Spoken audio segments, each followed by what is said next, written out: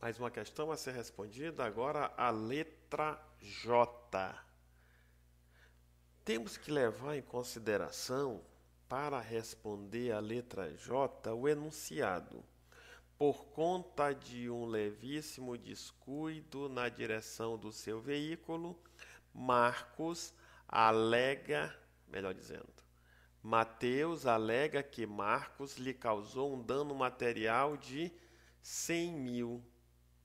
Se Mateus está alegando que Marcos causou um dano material de 100 mil, logo trata-se de uma ação indenizatória, uma ação reparatória para sanar os danos causados.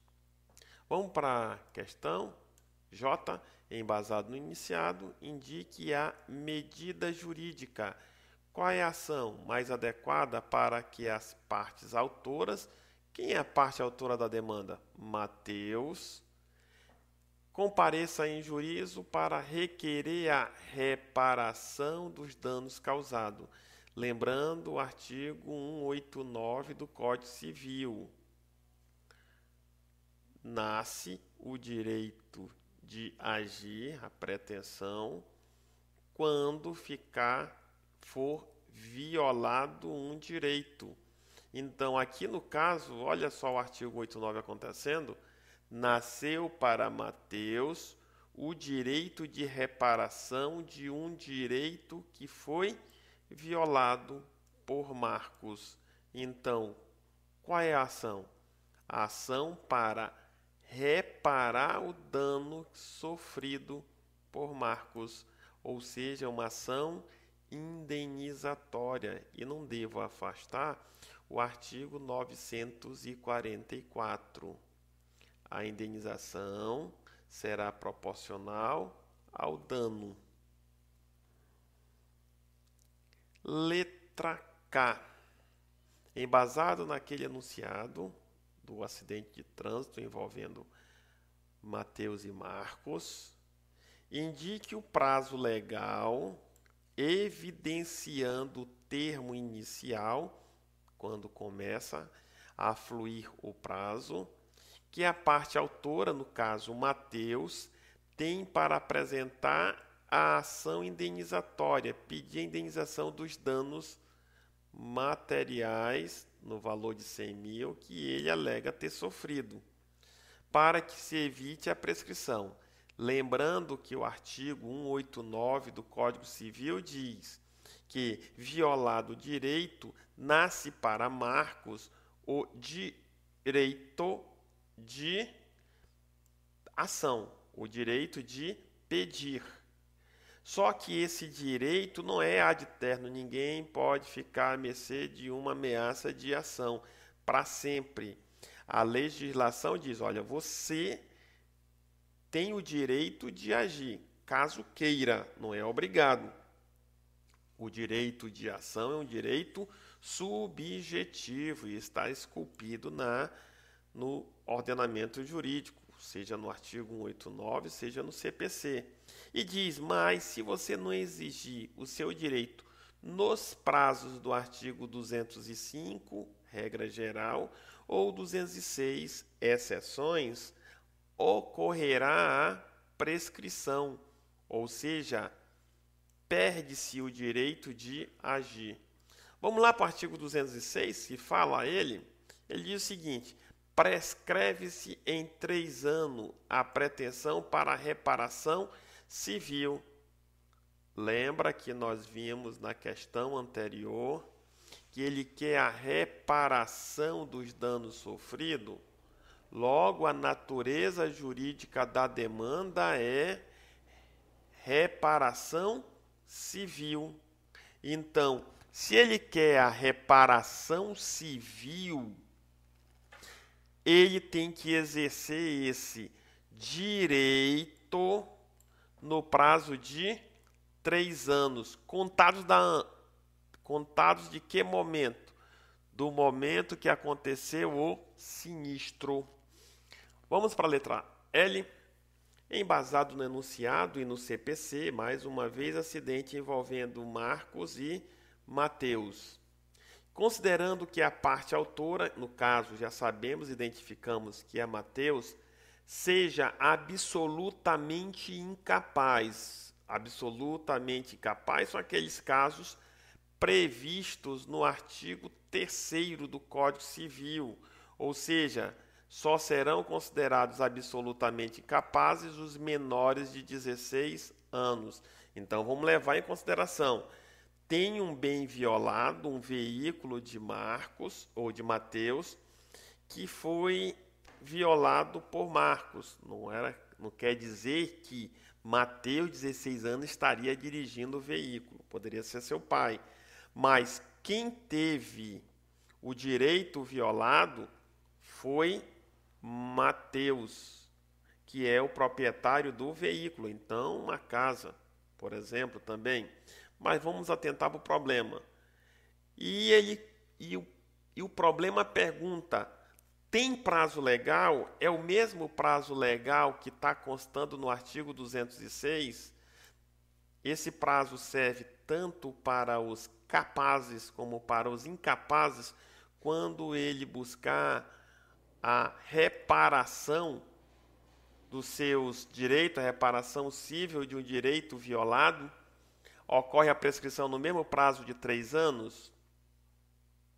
Não, porque o artigo 98 diz que não corre a prescrição, ou seja, não começa a fluir a prescrição enquanto tratar-se de incapaz, ou seja, o termo inicial aqui para a reparação, quando tratasse de absolutamente incapaz, é fazer 16 anos, porque menores de 16 anos ainda não vai correr a prescrição.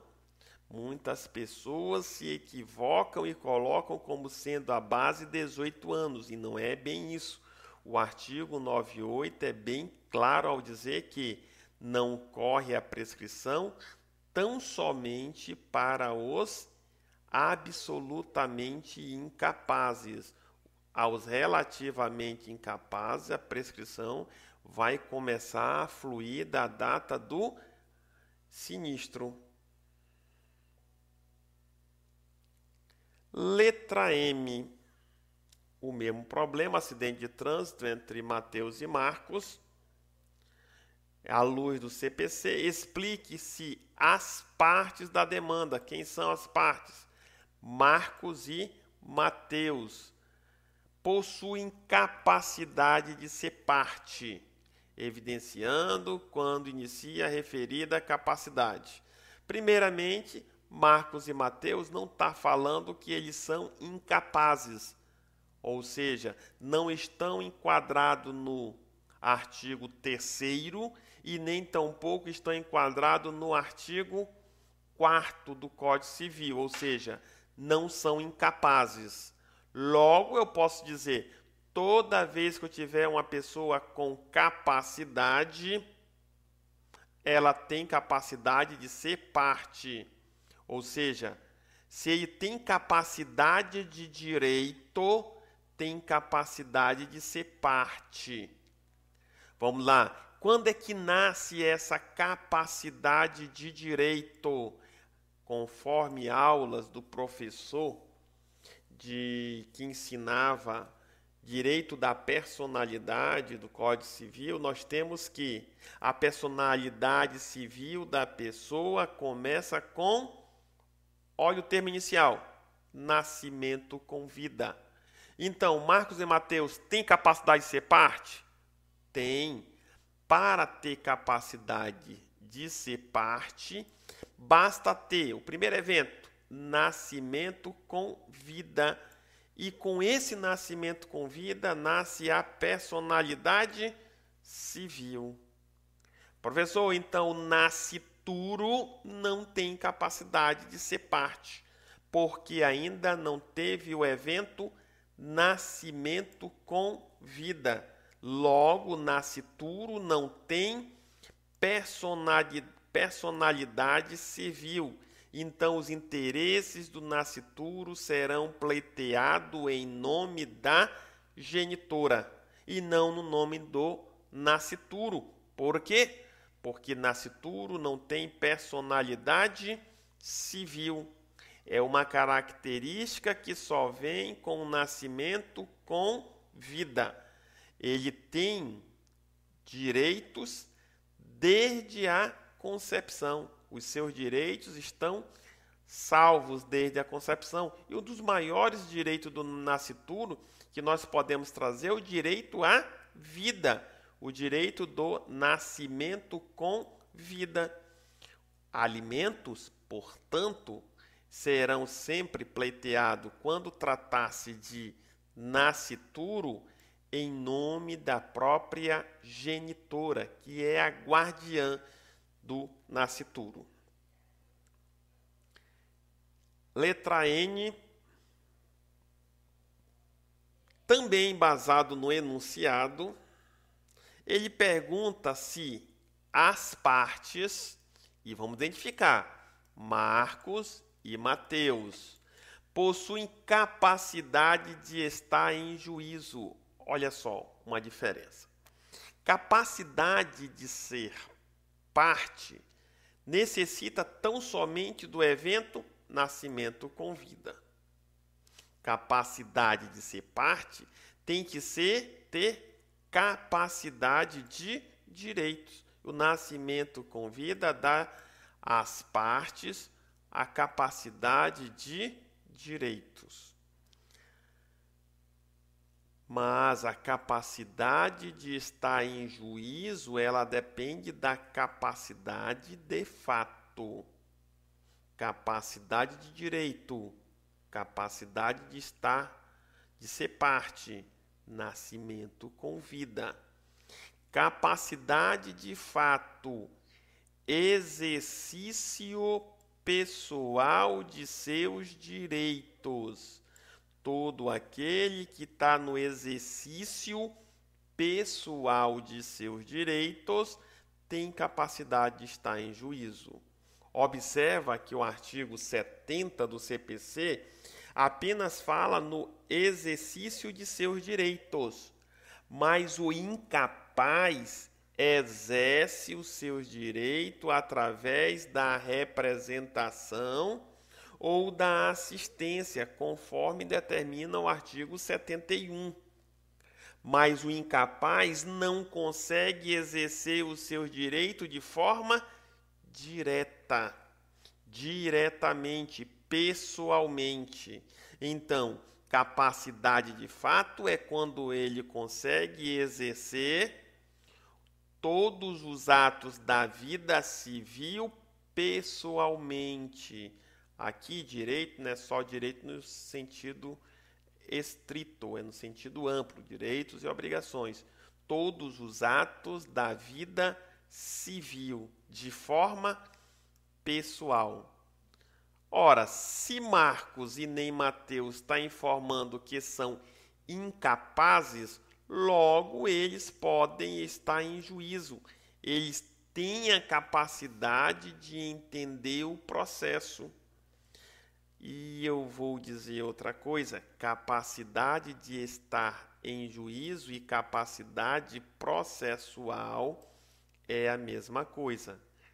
Tanto a capacidade de estar em juízo como a capacidade processual exige a capacidade de fato. O que é essa capacidade de fato?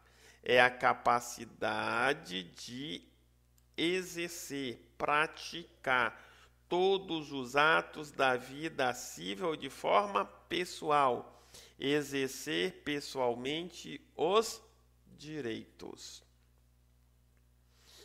E na letra O, nós vamos informar sobre a capacidade processual. Ora, já vimos que capacidade processual e capacidade de estar em juízo é a mesma coisa. Já vimos também que Marcos e Mateus não possuem nenhum tipo de incapacidade. E se não possuem nenhum tipo de incapacidade, podem exercer pessoalmente os seus direitos, sem a necessidade de representação ou assistência. Logo, Marcos e Mateus possuem tanto a capacidade de estar em juízo, que é a mesma coisa da capacidade processual, e a capacidade de ser parte. Capacidade de estar em juízo e processual pressupõe a existência da capacidade de ser parte.